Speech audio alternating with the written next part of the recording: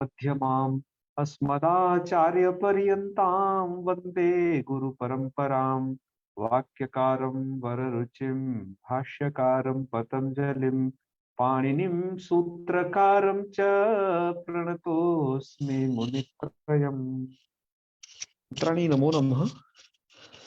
आइए, आपका स्वागत है आज की इस कक्षा के अंतर्गत, जहां पर आज हम पढ़ने जा रहे हैं तत्पुरुष समास को। यह तत्पुरुष समास का हमारा पहला वीडियो है और इसमें हम आज आपको तत्पुरुष समास का परिचय और तत्पुरुष समास के जो भेद है उसमें से द्वितीय तत्पुरुष को आज हम पढ़ाएंगे।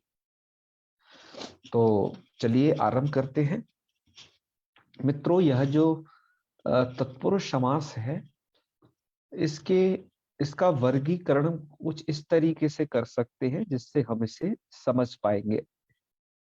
जैसे हम पहले तो इसका विभाजन करेंगे कि ये सामान्य तत्पुरुष होता है। सामान्य तत्पुरुष अर्थात जिसकी ओनली ऑन तत्पुरुष संज्ञा है, उसके अलावा वो और कुछ अतिरिक्त नहीं है।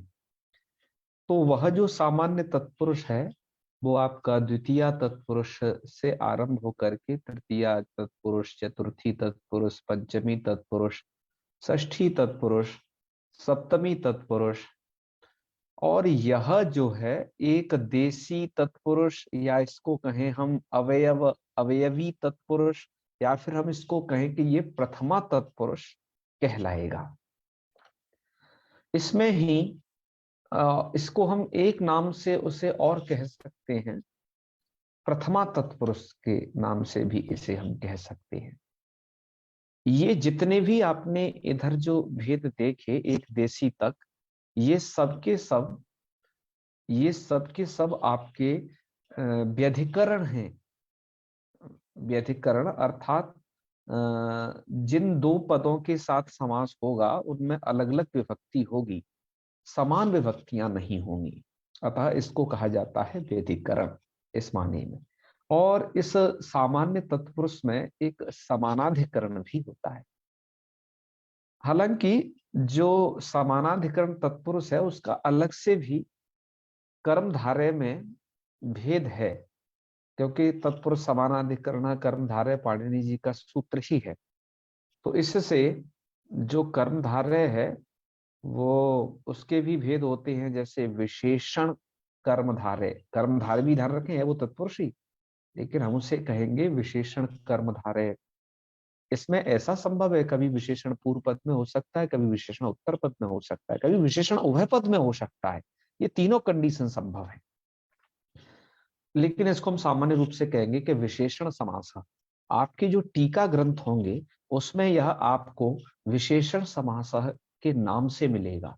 मित्रों, अभी हम जो वर्गीकरण देख रहे हैं इसके बारे में यह भी बात आपको नितांत याद रखना आवश्यक है कि ये जो है, जैसे द्वितीय, तृतीया, चतुर्थी, पंचमी, जब आप टीका ग्रंथों को पढ़ेंगे, साहित्य शास्त्र की विधा के अथवा अन्य काव्य पुराण इतिहास की विधाओं के टीका ग्रंथों को पढ़ेंगे, तो उसमें आपको ऐसा मिला करेगा बस कि द्वितीय समास, तृतीय समास और कदाचित द्वितीय तत्पुरुष ऐसा मिल सकता है, लेकिन द्वितीय, तृतीय, पंचमी, षष्ठी समास ऐसा करके आएगा। एक देशी समास इस नाम से ही आते। अतः हमने इस नाम से इनका परिचय दे रहे हैं, क्योंकि आप तत्पुरुष समास के नाम से तो आप जानने की पहचान लेंगे, लेकिन जब टीकाकार इनको इस रूप में लिखेंगे तो आपको पहचानना थोड़ा दिक्कत भरा होगा। तो हमने ये वर्गीकरण समझना सबसे पहले आवश्यक है तत्पुरुष के, और ये सभी पाणिनि जी के सूत्रों द्वारा होते हैं। उन सूत्रों को हम आपको पढ़ाते जाएंगे और साथ में हम इसे बताते भी जाएंगे कि देखिए ऐसे ऐसे है। अब ऐसे ही यहाँ पर देखिएगा, जैसे उपमान तत्पुरुष, ये उपमान कर्मधारय वस्तुतः, ऐसे हम कह देते हैं कि जी मध्यम पदलोपी समास, ये जहाँ मध्यम पद का लोप हो जाता है वो मध्यम पदलोपी समास होगा, ये भी एक तत्पुरुष का ही भेद है। और मयूर विमशकादि से समास है, तो ये भी एक तत्पुरुष का भेद है, लेकिन ये कर्मधारय के अंतर्गत है। और ये जो है आपके समान विभक्ति वालों का ये समास है। इसके बाद ही कर्मधारय का एक भेद होता है द्विगु। द्विगु में भी समाहारक द्विगु अलग है तद्धितार्थ द्विगु अलग है और उत्तर पद द्विगु अलग है। आप एक आगे चल के सूत्र पढ़ेंगे, तद्धितार्थ उत्तर पद समाहारी। उस सूत्र के द्वारा जो 3 प्रकार का समास होता है वहां पर आपको ये द्विगु समास मिलेगा। और ये जस्ट कर्मधारय के प्रकरण में ही ये पढ़ा गया है, और यथा कर्मधारय का भेद है भी ये द्विगु। तो इस भेद के बाद आप इसको देखेंगे, नय प्रवृत्तय, कुछ नए प्रवृत्ति और समास है, ये थोड़ा बचे खुचे समास है ये, यानी कि आपके सामान्य तत्पुरुष और कर्मधारय से अतिरिक्त हैं ये, बिल्कुल ये समास। जैसे आपका ये है नए समास, सबसे पहला इसमें नया प्रवृत्तय, प्रवृत्ति मतलब नए आदि कुछ समास है, जैसे जिसमें आएगा आपका नए समास और कुसमास। नए समास के लिए तो नए नाम का सूत्र है जो आगे आपको बताएंगे। कुसमास में को और गति और प्रादि समास के लिए एक ही सूत्र है, कुगति प्राद है, उसके द्वारा ये समास विधान होता है। उसके बाद आप पढ़ेंगे वहां उपपद समास, ये पढ़ेंगे। और एक पढ़ेंगे आप अलुक समास। मित्रों अलुक समास लघु सिद्धांत कौमुदी में तो नहीं है इधर, लेकिन हम आपको थोड़े से कुछ उदाहरण आपके इसके अवश्य बता देंगे कि कैसे कैसे क्या होता है। और सिद्धांत कौमुदी में तो खैर इसके लिए अलग से एक प्रकरण ही रच दिया गया है अलुक समास का। पर ये अलुक समास भी होता है, क्या है ये आप पढ़ेंगे। तो एक तो ये भेद हमें दृष्टिगोचर हुआ, तो इसको हमने लिखा है। यह जो आप देखेंगे संस्कृत भारती की जो समासा नाम की पुस्तक है उसमें इस प्रकार का भेद दिया हुआ है। और एक और हमारे पास पुस्तक है अष्टाध्यायी प्रवेशा तिलकराज जी की, उसमें इस प्रकार के भेदों का है। कुछ उसमें से छूटे हुए तो कुछ हमने ऐड भी कर दिए हैं इसमें, बाकी मूल स्रोत हमने वहीं से लिया है। आप देखें इस तरीके से हम समास को पकड़ सकते हैं। तो एक तो प्रचलित तरीका ये है मित्रों। दूसरा एक हमें तरीका और मिला है इसका, वह भी हमने सोचा कि इस पर भी हम स्लाइड बनाएंगे, और हमने इस पर बनाई भी है कि आप समास के भेदों को अच्छे तरीके से जान पाए। मित्रों हमें ये दूसरा वर्गीकरण कुछ इस तरीके से मिला कुछ ग्रंथों में। ये आपके सरोज जी कुछ पूछना चाहते हैं, बताएं। जी सर। सर मैं ये पूछना चाहता हूँ कि प्रथमा तत्व समझ लिया।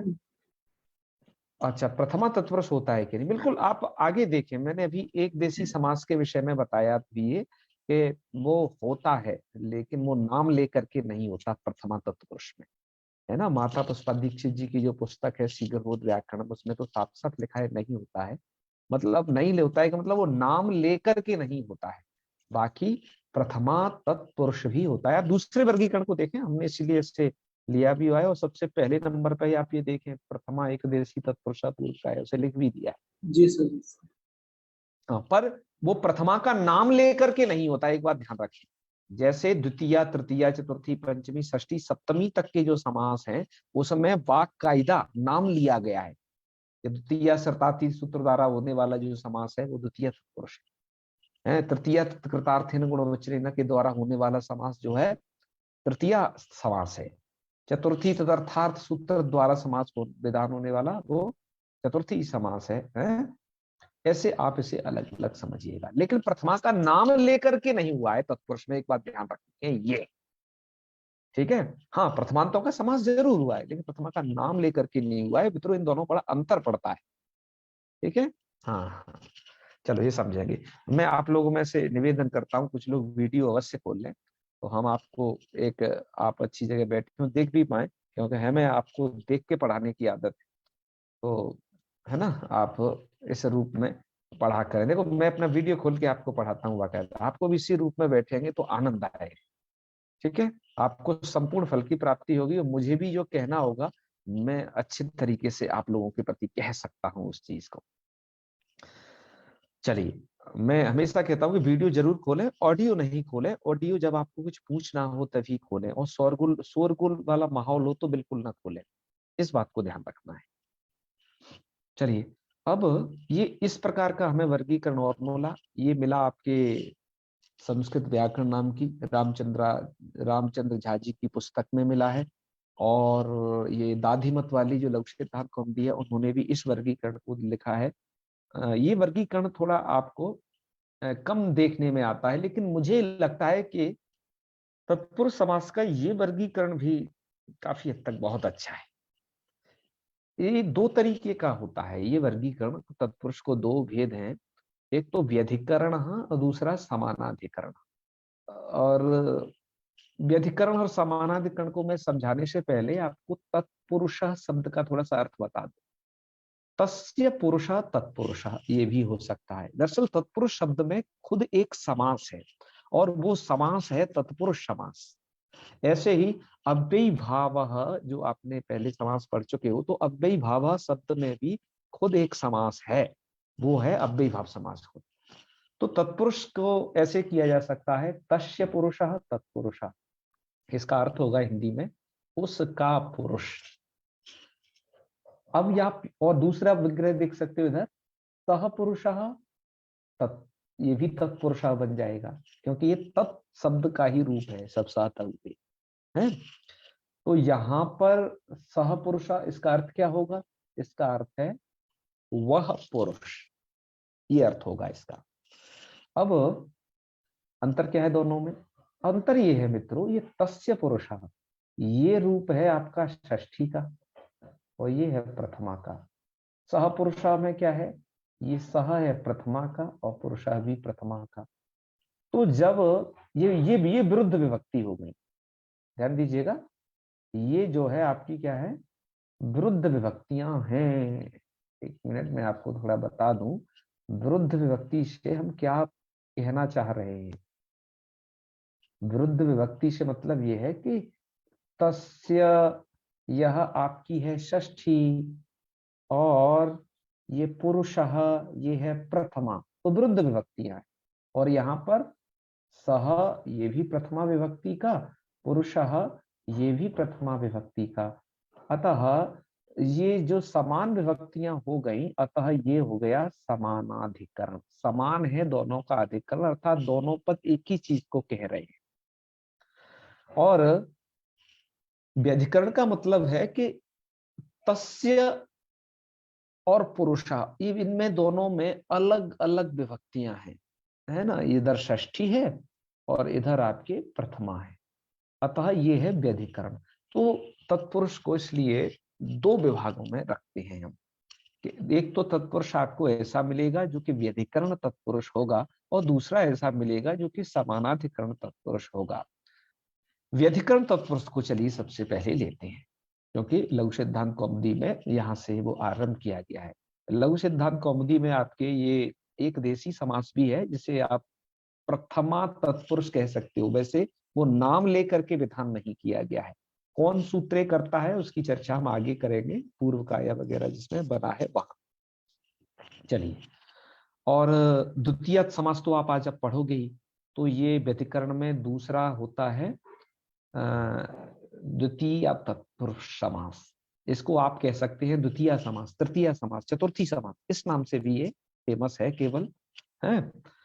तो अब ये व्यधिकरण कैसे हुआ? तो व्यधिकरण ऐसे हुआ कि एक साइड में तो इसका होगा, एक साइड में तो इसका जो होगा वो होगा द्वितीय, ठीक है, और एक साइड में आपके प्रथमा विभक्ति होगी। जैसे इसका एक साइड में तृतीया होगी, अर्थात प्लस से राइट लेफ्ट हैंड साइड में तृतीया विभक्ति होगी, और राइट हैंड साइड आपके जो होगा वो प्रथमा विभक्ति होगी। अतः ये जो समास है ये व्यधिकरण है। व्यधिकरण अर्थात जिन दो पदों के बीच में समास होगा उनमें समान विभक्ति नहीं होगी, आप ये समझें। हम द्वितीया से स्टार्ट करके आपको बताएंगे भी। ये आपका पूरा नए भी इसी के अंतर्गत आएगा। और एक अलुक समास, मैं कहा कि अलुक समास का लघु सिद्धांत कौमुदी में वर्णन नहीं है, पर यह समास भी आपको यहाँ हम कुछ जगह बता देंगे। जैसे युधिष्ठिर इसका उदाहरण है, सही, और बाकी का हमने एक एक उदाहरण यहाँ रख दिया है। इसी बात को यहाँ हमने, अब ये थोड़ा सा टेढ़ी गर्दन घुमा के देखेंगे, ये पद्य में भी इससे लिख दिया है, जो पद्य वहां दिया था कि तत्पुरुषो अष्टविधो भूत।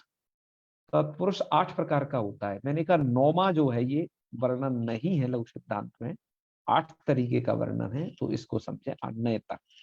तत्पुरुषो अष्टविधो भूत प्रथमादि विभक्ति नय कृतैर्भेदै है। उत्तर पद जनितार्थो मुख्यस्तत्रेति पंडितै ख्याता। उत्तर पद जनितार्थ, और इसमें उत्तर पद की प्रधानता होती है। मुख्यस्तत्रेति पंडितै ख्याता, ऐसा पंडित लोगों ने कहा है। ठीक है, तो ये हो गया आपका इसका परिचय भी कि ये 8 तरीके का होता है व्यधिकरण है, एक सामान्य रूपेण कहा। फिर समानाधिकरण में आ जाइए। समानाधिकरण में जिसमें आप जानते हो कर्मधारय के नाम को, कर्मधारय के ही इस तरीके के भेद है, कभी विशेषण पूर्व पद, कभी विशेष पूर्व पद। तो जहां विशेषण पूर्व पद है वो उदाहरण है पीताम्बर। मित्रों, कौन कैसे कब विशेषण बनता है इसकी जानकारी थोड़ी बहुत तो आपको होगी ही। मतलब जैसे अंबर, अंबर कैसा है? अंबर माने होता है कपड़ा, और वो कैसा है? पीला, पीतांबर।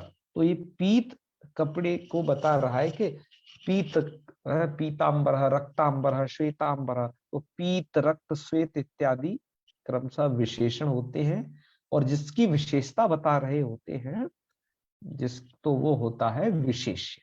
तो यहाँ ये विशेषण पूर्व पद है, ये वाला जो समानाधिकरण है, और ये कर्मधारय का भेद है। ऐसे ही मैं आपको जब विशेषण विशेष्य वाली समास बताऊंगा तो वहां पर भी मैं अलग से विशेषण विशेष को और अधिक बताऊंगा किस किस तरीके से ये बन सकते हैं। विशेष पूर्व पद भी होता है, जैसे वैयाकरण, खसूची है। ये विशेष पूर्व पद वाले समास आपको लघु सिद्धांत कौमुदी में नहीं आएंगे, लेकिन परिचय आवश्यकता हमने उसे दिया। विशेषणों उभय पद का स्नातानुलिप्ता है। मुझे लगता है कदाचित ये भी समास लघु कौमुदी में नहीं वर्णित किया गया है, लेकिन थोड़ा बहुत हम अभी से परिचय दे रहे हैं। आगे हल्का फुल्का इन्हें कह देंगे, क्योंकि आप में से बहुत सारे लोग प्रतियोगी परीक्षाओं की तैयारी करते होंगे, सिद्धांत कौमुदी के हिसाब से भी पढ़ते होंगे, तो इतना आपका काम चल ही जाए। उपमान पूर्व पद वगैरह ये तो जरूर दी है। उपमान पूर्व पद में मैं आपको उपमान और उपमेय अलग से बताऊंगा, और वैसे मैं बता भी चुका हूं एक बार आपको, है पिछले लघु सिद्धांत कौमुदी के पाठ में। तो यहाँ पर भी एक बार फिर बताएंगे। तो घन श्याम, यहाँ पर उपमान अर्थात घन शब्द पूर्व पद में है। उपमान उत्तर पद, कहीं उपमान उत्तर पद में होता है, जैसे पुरुषा व्याघ्रे, वो यहाँ पर व्याघ्र जो उपमान है वो उत्तर पद में भी आ सकता है। तो ये है। और ये संभावना पूर्व पद और अवधारण पूर्व पद वाले जो समास हैं, ये जैसे गुण बुद्धि हुआ, विद्या धनम हुआ, ये भी आपको कर्म या लघु सिद्धांत कौमुदी के मूल में तो ऐसा कोई जिक्र नहीं है, लेकिन थोड़े उदाहरण हम आपको इनको जरूर प्रस्तुत कर देंगे, और ये भी बताएंगे आपको कि किन सूत्रों द्वारा ये होते हैं। ठीक है, इनके सूत्रों का भी निर्देश वही करेंगे। तो ये बात हुई यहाँ पर, कवि भी सप्तविध स्याद इत्येव कर्म धारय कथिता। कवियों ने 7 विध का, 7 प्रकार का कर्मधारय कहा है। तत्पुरुषांतर भावात तद्वत प्राधान्य मीरितम चास्य। तत्पुरुष में ही अंतर्भाव है इसका, अर्थात ये सब तत्पुरुष के ही भेद हैं। अतः उसी की तरह प्राधान्यम ईरितम, ईरितम माने कथितम चास्य, अर्थात यहाँ पर भी उत्तर पद की प्रधानता होती है, ये कहना चाह रहे हैं। इसके संग्रह भी कर दिया है कौन कौन 7 प्रकार का, कि विशेषणम पूर्व पदे विशेष्यम तथा उभयत्रापि विशेषणम च। देख लेना, उभयत्रापि विशेषणम च मतलब विशेषण वह पद यहाँ तक आ गए। फिर है यस्योपमानम परः, और तदादौ, जहाँ उपमान पर हो या उपमान आदि में हो, तो ये दोनों 5 और 6वें गृहीत हो गए। और संभावना चाप्य अवधारणा च, संभावना और अवधारणा वाले गृहीत हो गए इस पद्य में पूरे। तो ये आपके तत्पुरुष के भेद रहे मित्रों। इस तरीके से यहाँ पर आपको तत्पुरुष को समझना है, ये सही तरीका है उसके भेदों को जानने का। हमने आपको दोनों तरीके से बताए। इसमें से जो पहला वाला भेद बताया है हमने, जो कि समासा नाम की जो पुस्तक है संस्कृत भारती से प्रकाशित, उसमें भी है, अन्यत्र भी हमने उदाहरण दिया, वो अधिक प्रचलित है और आप उसे समझ भी गए होंगे। और पर इसके अंतर्गत भी सबका समावेश लगभग हो ही जाता है। जी सरोज जी, क्या कह रहे हैं बताएं। सर व्यधिकरण और समानाधिकरण का मतलब क्या है, थोड़ा सा बताइए। व्यधिकरण का मतलब जो दो पदों में समास होता है, मैं एक बार और बताता हूं। जिन दो पदों में समास हो रहा है, तो जैसे मान लीजिए यहाँ पर है, इधर मैं लिखता हूँ थोड़ा सा पहले। जिन दो पदों में समास हो रहा है उनमें से इधर है षष्ठी विभक्ति और इधर है प्रथमा विभक्ति। तो ये अलग अलग विभक्त्यंतों का समास है, इधर और इधर। तो ये कहा जाएगा व्यधिकरण। समझे ना? ये क्या कहा जाएगा? व्यधिकरण समास। ठीक है जी। समानाधिकरण अर्थात जहां पर बस समान विभक्तियां हो, माने कि यदि प्रथमा इधर हो तो प्रथमा इधर भी हो, दोनों पद प्रथमांत हो, तब वो कहा जाएगा समानाधिकरण पदों के साथ समास। ठीक है। और ये समानाधिकरण व्यधिकरण के इस तरीके को हम बहुब्री में भी निरंतर समझेंगे। वहां पर भी समानाधिकरण बहुब्री, व्यधिकरण बहुब्री नाम से फेमस है, और उधर भी हम समझ, तो मुझे लगता है समझ गए होंगे आप इसे। आगे जी बढ़ते हैं। अब हम चलते हैं अपने द्वितीया की तरफ, क्योंकि लघु सिद्धांत कौमुदी में स्टार्टिंग यहीं से की गई है। तो चलिए, ये है आपका द्वितीया समास लघु सिद्धांत कौमुदी में, यहीं से स्टार्टिंग की गई है। और जैसा कि है कि तत्पुरुष में प्रथमा का नाम लेकर के समास नहीं है। जैसे यहाँ पर द्वितीया श्रुतातीत सूत्र आप देख रहे हैं, ये यहाँ पर द्वितीया का नाम लेके वाकायदा समास विधान किया गया है। अब समासों के विषय में आप एक एक चीज हमेशा जाने रहे।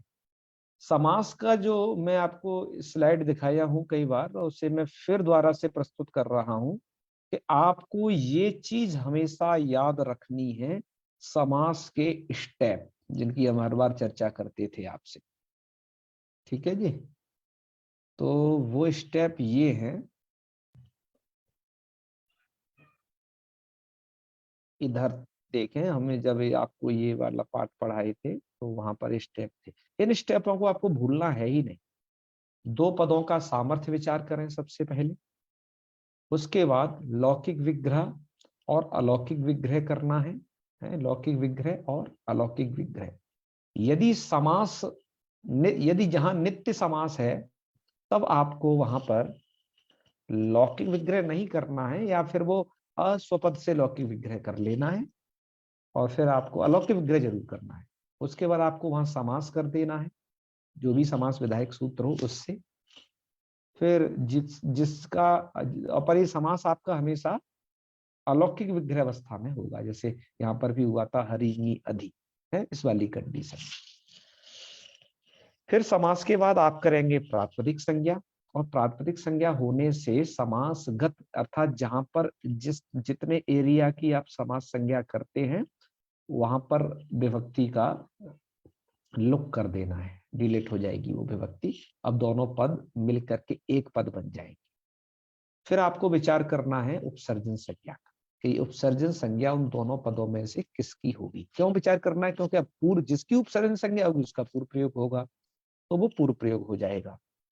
इसके बाद आपको एक देश विकृत, जब पूर्व प्रयोग हो गया तब शब्द इधर के उधर चेंज हो गए, विभक्ति भी लोप हो गई, और जो प्रातिपदिक संज्ञा पहले की थी आपने, है ना, उसको फिर आप कृतज्ञ समासास्त्र सूत्र द्वारा प्रातिपदिक संज्ञा किए थे। अब उस संज्ञा को आप एक देश विकृत मनोन्वत में आए ना, पुनः वहां पर समझेंगे कि नहीं, प्रातिपदिक संज्ञा अभी भी वो बनी हुई है। अब प्रातिपदिक संज्ञा पुनः क्यों समझी जा रही है? क्योंकि समास होने पर जो दो पद एक हो गए हैं, उनसे आपको विभक्ति उत्पत्ति करनी है।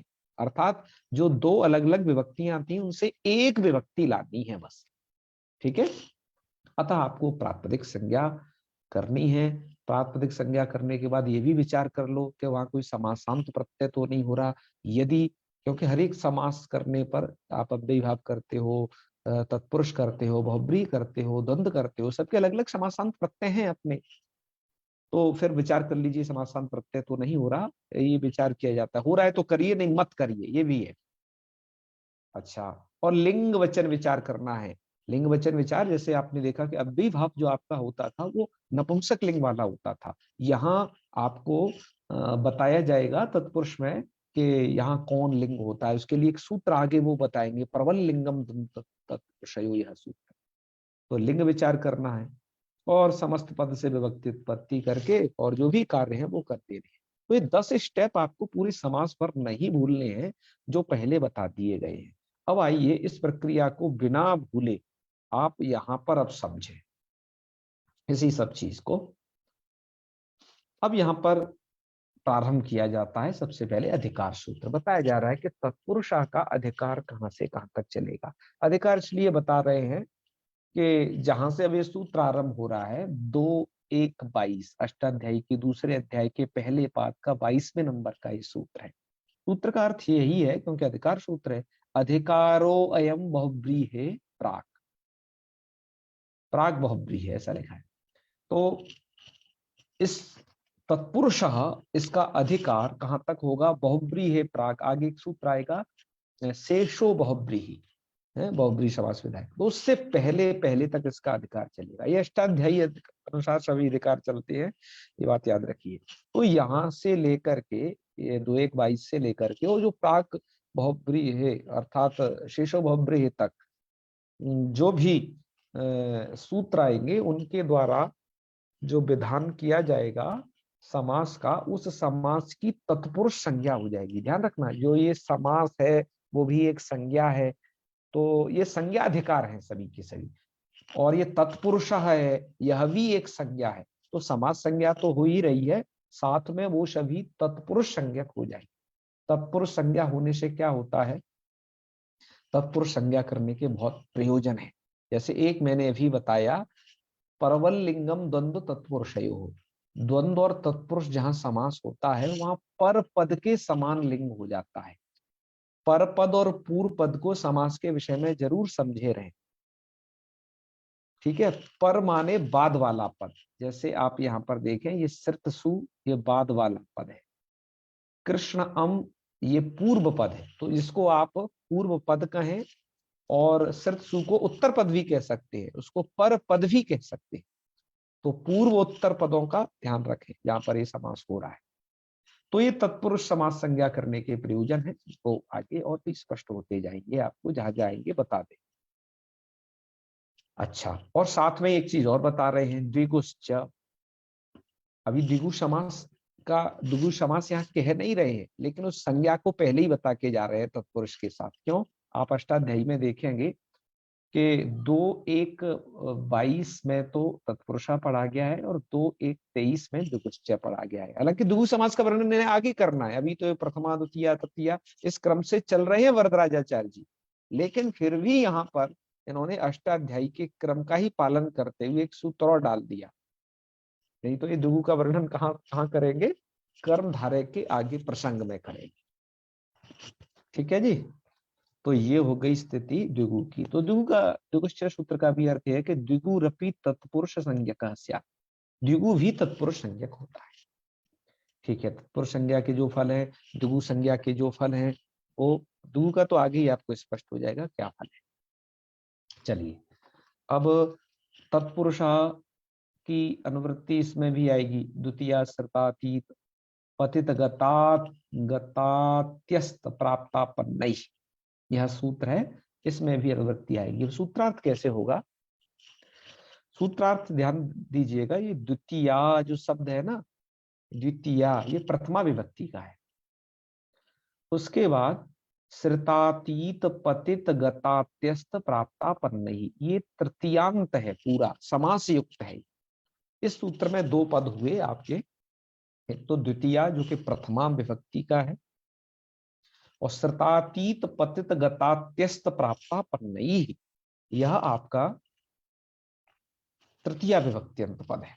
सूत्रार्थ आप ऐसे करेंगे, द्वितीयांतम श्रतादि प्रकृति कई ही सुबंत सह, सुब की भी अनुवृत्ति आ रही है, तो द्वितीयांतम अर्थात जो द्वितीयांत पद होगा उसका श्रतादि प्रकृतिक ही सुबंत सह, उसका श्रतादि प्रकृतिक समर्थ सुबंत के साथ समास हो जाएगा, और सच तत्पुरुषा, और वह तत्पुरुष संज्ञक होगा।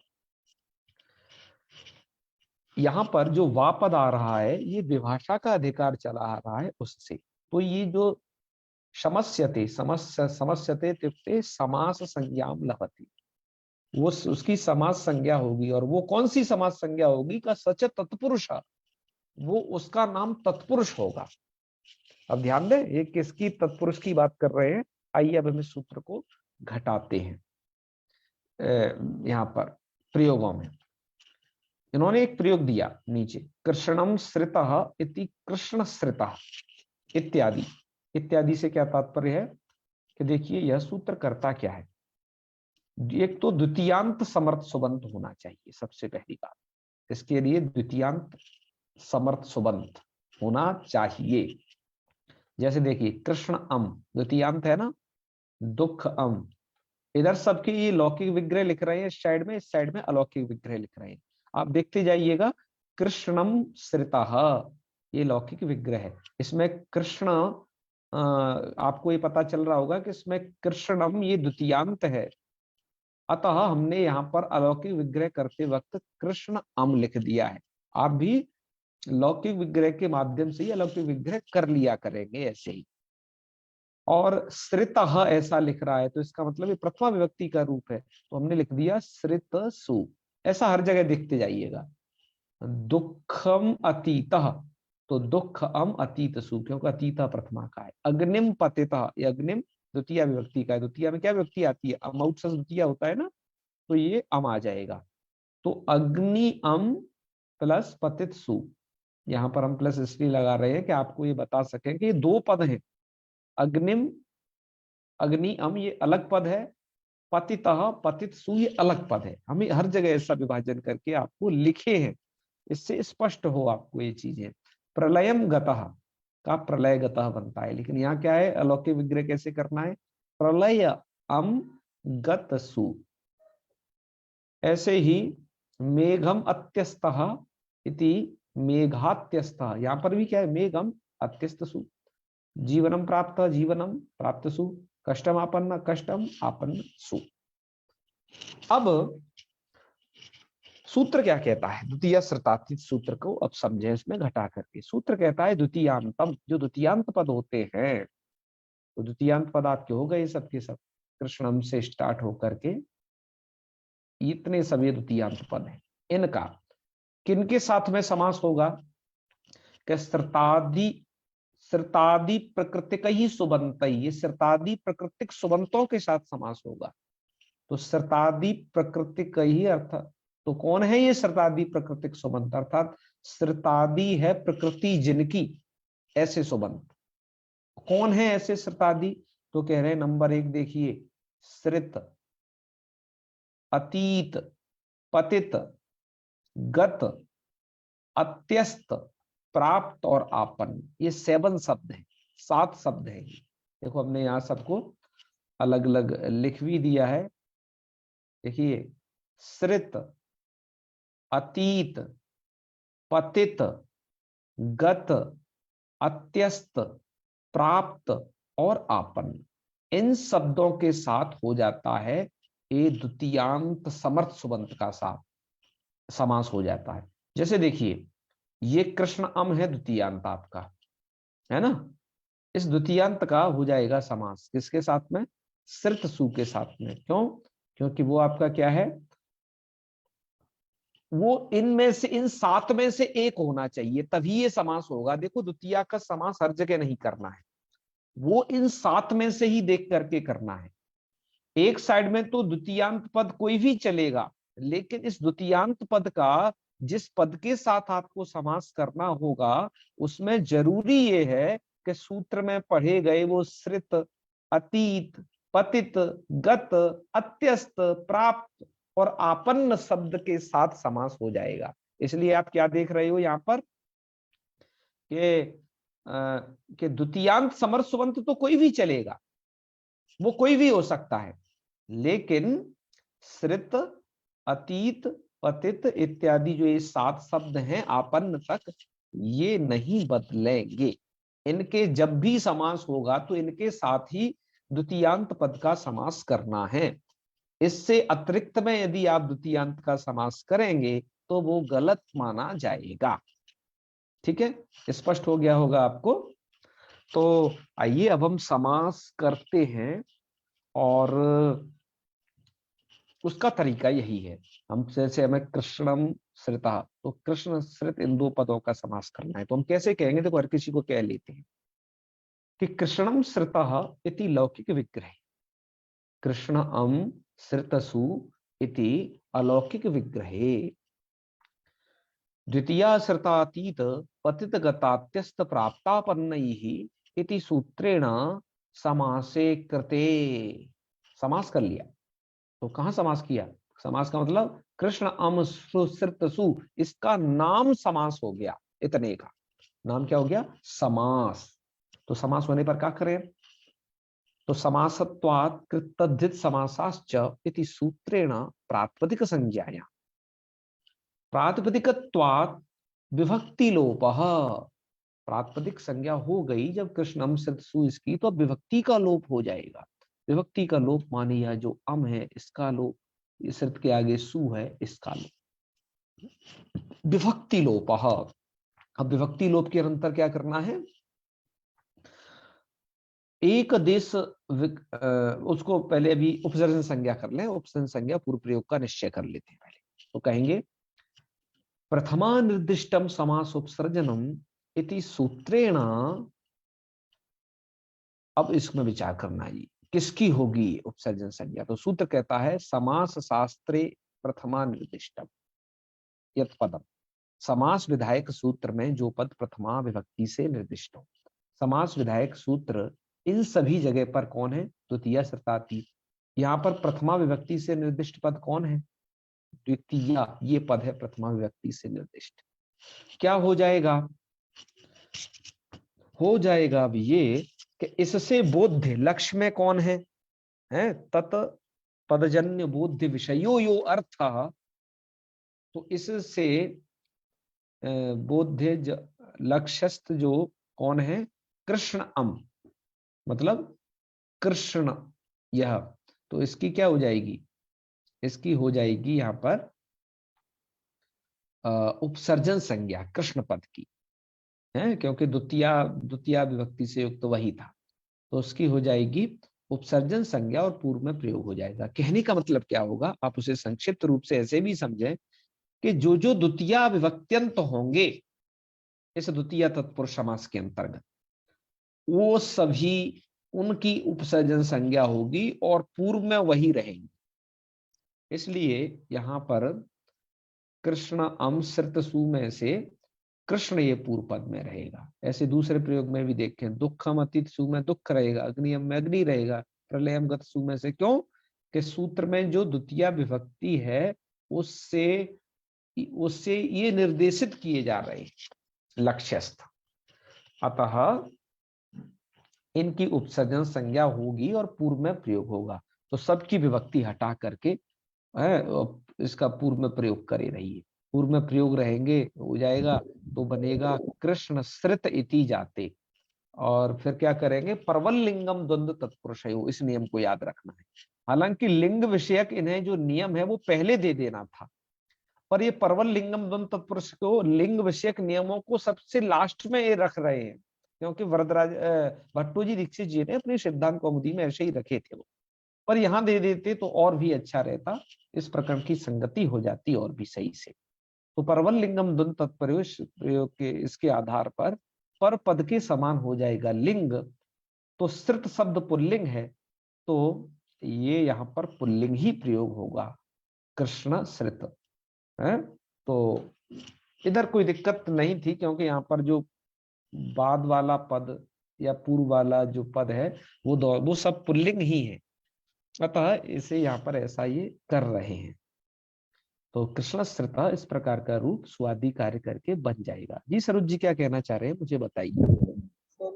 उपसर्जन संज्ञा विषय प्रमाण।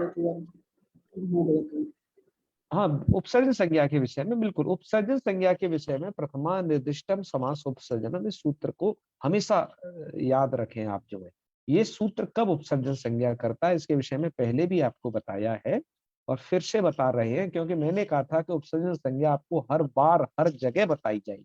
जब जब समास विधायक कोई नया सूत्र आएगा वहां वहां बताई जाएगी। उपसर्जन संज्ञा सूत्र का अर्थ पहले याद होना चाहिए आपको। सूत्र का अर्थ ये होता है समास शास्त्रे प्रथमा निर्दिष्टम। समास विधायक शास्त्र है यहाँ पर द्वितीय शास्त्रम यानी कि सूत्र। अस्मिन् सूत्रे प्रथमा विभक्ति निर्दिष्टम पदम वर्तते द्वितीया इति पदम।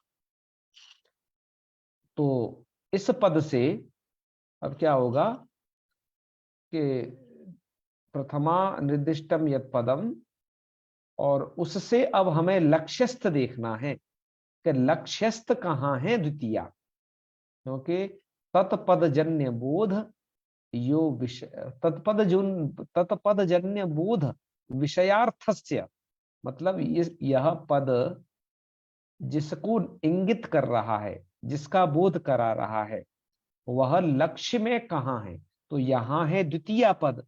अब हम लक्ष्य में देखेंगे कि द्वितीय कहाँ है। कृष्ण अम और सृत सु, इसमें से द्वितीय किस जगह है, कृष्ण अम में है। ठीक है, ऐसे ही दुख अम अतीत सु, इनमें से द्वितीय कहाँ है, द्वितीय विभक्ति दुख अम है। तो इन सभी का पूर्व में प्रयोग रहेगा।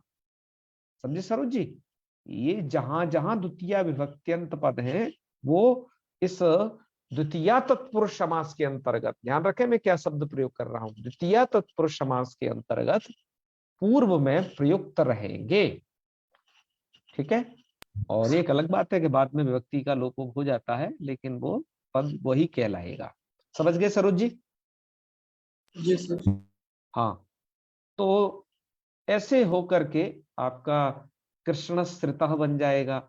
इसी तरीके से दुखम अतीतः, ये विग्रह कर लेना, लौकिक इधर है अलौकिक इधर है, दुखम अतीत सु, और ये सभी विभक्तियों का लोप करना, समासत्वाद विभक्ति लोप, और उपसर्जन संज्ञा पूर्व प्रयोग दुख का ही रहेगा। अब एक अलग बात है, यहाँ ये जब आपको विग्रह की जा रही है तो पूर्व में प्रयोग करके ही रखा हुआ है। अब कभी ये मत सोचना भैया ये पूर्व में है तो अब पूर्व में प्रयोग क्यों करना, भाई जब पूर्व में रख दिए हैं तो वहां पर ये सोचना पड़ेगा आपको, ये समझना कि पूर्व में यही क्यों रहेगा है। कभी श्रित अतीत पतित इत्यादि शब्द पूर्व में प्रयोग क्यों नहीं हो सकते, ये भी आपको बात याद इसलिए रखनी पड़ेगी कि यहाँ पर हमेशा जहां जो द्वितीयांत पद द्वितीयांत है वही पूर्व में रहेगी।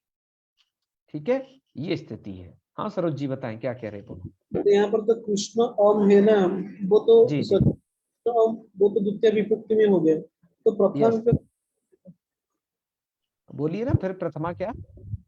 प्रथमा विभक्ति जो होगा वो ही पूर्व में प्रयोग होगा। तो कृष्ण ओम तो द्वितीय विभक्ति में है ना, और हाँ, स्थित, कृष्णम में द्वितीय विभक्ति है। जी जी, और स्त्रीत्व में प्रथमा विभक्ति है, तो स्त्रीत्व कृष्ण होना चाहिए, कृष्ण तो नहीं नहीं आप समझे नहीं, समास विधायक सूत्र में जो पद प्रथमा विभक्ति से निर्दिष्ट होगा उसका जो अर्थ है, इसका द्वितीय का अर्थ क्या होता है, द्वितीय का अर्थ है द्वितीय विभक्ति। तो वो द्वितीय विभक्ति कहाँ है, यहां है, इसको इंगित कर रहा है।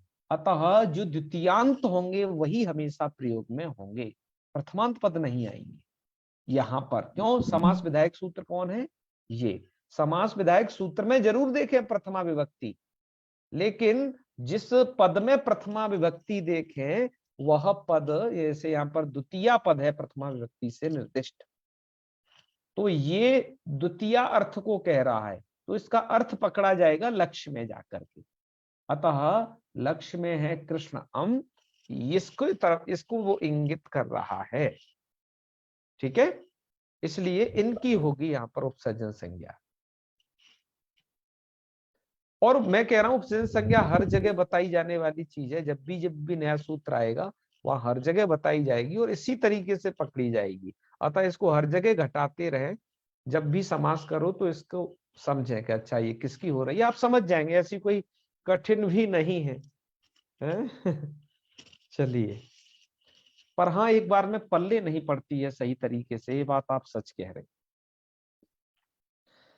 तो ऐसे ही अब इनको बना लेना है, इनके भी विभक्ति रूप करके दुःखमतीता दुःखातीता, बाद में स्वादि कार्य कर देना है। ऐसे ही अग्निम पतितः अग्निपतितः बना लेना है।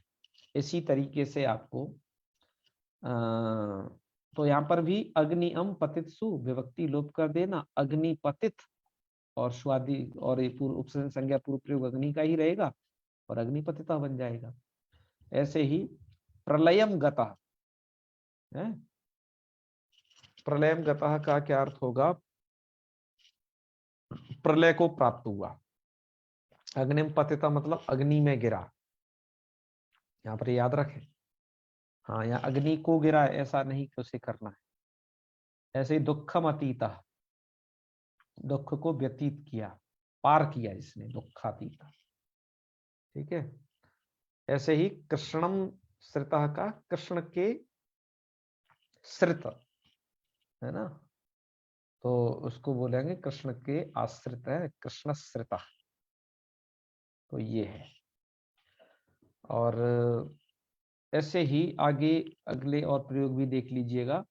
मेघम अत्यस्त इति मेघात्यस्थ, अत्यस्त अत्यस्त शब्द का अर्थ होता है घिरा हुआ है, उसे बोलेंगे मेघात्यस्त। तो मेघम अत्यस्त सु, जो भी विभक्ति देख रहे हैं स्वाति विभक्ति लोप करते जाइए, मेघ अत्यस्त बचेगा स्वादि कार्य करके उसको रुत्व विसर्ग मेघात्यस्त। ऐसे ही जीवनम प्राप्त, तो जीवन अम प्राप्त सु और विभक्ति लोप करते जाइए, बच जाएगा जीवन प्राप्त। कष्ट कष्टम आपन्न, तो कष्ट अम आपन्नशु और द्वितीय शताब्दी सूत्र द्वारा समास, समासत्वात् प्राप्त संज्ञा विभक्ति का लोप, उपसर्जन संज्ञा पूर्व प्रयोग कष्ट आपन्न और स्वादि कार्य करके कष्टापन्ना। ये पुल्लिंग शब्द है, ये जो बाद में जो है पता है, यहाँ पर ये सभी शब्द पुल्लिंग में बने हुए हैं। तो इत्यादि से यही तात्पर्य है कि जैसे कृष्णम श्रितः श्रित शब्द से बना, ऐसे ही आपको अतीत अतीत पतित गत अत्यस्त इनसे भी बनाकर मिला करके बना लेना है। सो आपके ये हमने बना दी है। आइए अब हम देखते हैं इसके अनंतर कि इन्होंने कैसे बनाया है, सुधा व्याख्याकार ने इसको। तो इसे भी आप देख लें अपने स्क्रीन पर ही। ये यहाँ पर लिखते हैं कि कुछ ऐसे ये रूप बनेंगे।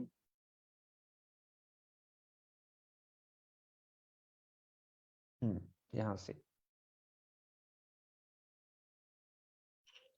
कि कृष्ण अम श्रित सु इति अलौकिक विग्रहे द्वितीया श्रुतातीत पतित गतात्यस्त प्राप्तापन्नैः, द्वितीया को ये से अलग कर लेना, इति समासे कृतधित समासाश्च इति प्रातिपदिकत्वे शुपो धातु प्रातिपदिको इति शुपो लुकी प्रथमा निर्दिष्टम समासोपसर्जनम इति द्वितीयांतस्य कृष्णम इत्यस्य उपसर्जन संज्ञायाम उपसर्जनम पूर्वम इति पूर्व निपाते।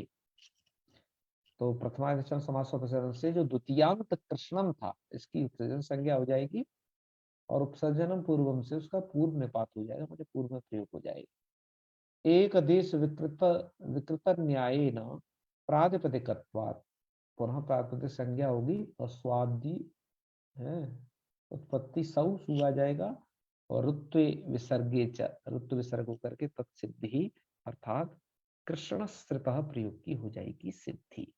ये तरीका है, इसी तरीके से आपको ये कर लेना है। और फिर इत्यादि का व्याख्यान दे रहे हैं कि इत्यादि का मतलब क्या है, जो लिखा था कृष्ण श्रता इत्यादि। इत्यादि मतलब जो और शब्द बच गए, जैसे दुखातीत, अतीत शब्द के साथ समास होगा दुख का, दुखम अतीता इति दुखातीत। ऐसे ही गर्तम, भैया ये ऐसा है, गर्तम पतितो, गर्त में गिरा हुआ, उसे बोलेंगे हम गर्त पतिता। ठीक है।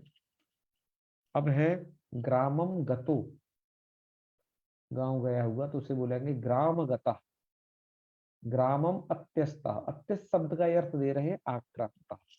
ठीक है, तो उसे बोलेंगे हम, ग्राम का अत्यस्त के साथ समास कर दिया, ग्रामात्यस्तः। ऐसे ही ग्रामम प्राप्तः, इसका बनेगा ग्राम प्राप्तः। संशयम आपन्ना, इसका लिखे नहीं सामासिक पद, उसका आप लिख लेना, संशयम आपन्ना का संशयापन्ना। ऐसे इन्होंने उदाहरण प्रस्तुत किए हैं। तो मित्रों, द्वितीय समास में आपके यही था। आज हम द्वितीय तक ही रखेंगे, समय अब हो गया है। तृतीय समास को कल पढ़ेंगे। तो आज लेते हैं आपसे विदा यहीं तक। मुझे लगता है आपको ये समझ में आया होगा, न कदाचित समझ में आए तो मुझे बताइएगा। और अभी मैं आपको बता रहा हूँ कुछ स्थल पर समास, जब मैं आपको तत्पुरुष समास और बहुब्रीहि समास जब मैं पढ़ा लूंगा, और उसके बाद आपको कुछ हम टेक्निक बताएंगे। अभी तो आप जिन उदाहरणों को देख रहे हो, इन्हीं उदाहरणों पर पहले ध्यान स्थिर करें अपना। उसके बाद आपको जहां कहीं भी संस्कृत वाङ्मय में समास आएंगे, तब आप उन्हें पहचानना सिखाने की जो ट्रिक है, वो हम आपको बाद में जरूर बताएंगे। पर पहले भी जो मूल में सूत्र आ रहे हैं, जो उदाहरण आ रहे हैं, इनको हृदयंगम करते जाइएगा, तभी आप उस ट्रिक को समझ पाएंगे। ठीक है, पहले मूल का इतना तैयार करते जाइए साथ ही साथ। तो चलिए प्रकाश जी, अब करते हैं समापन, समय से ही चले। जी भैया प्रणाम। महादेव। ओम सर्वे भवन्तु सुखिनः, सर्वे सन्तु निरामया। निरामयाः, सर्वे भद्राणि पश्यन्तु, माँ कश्चित दुख भाग भवेत्। सभी स्वस्थ हैं कि नहीं? निरामया पद आ रहा है बार बार मन में। हाँ महोदय। हाँ भैया, स्वस्थ रहना है। जी ठीक है, नमो नमः, शुभ रात्रि। नमो नमः, शुभ रात्रि। शुभ रात्रि। हर हर महादेव से।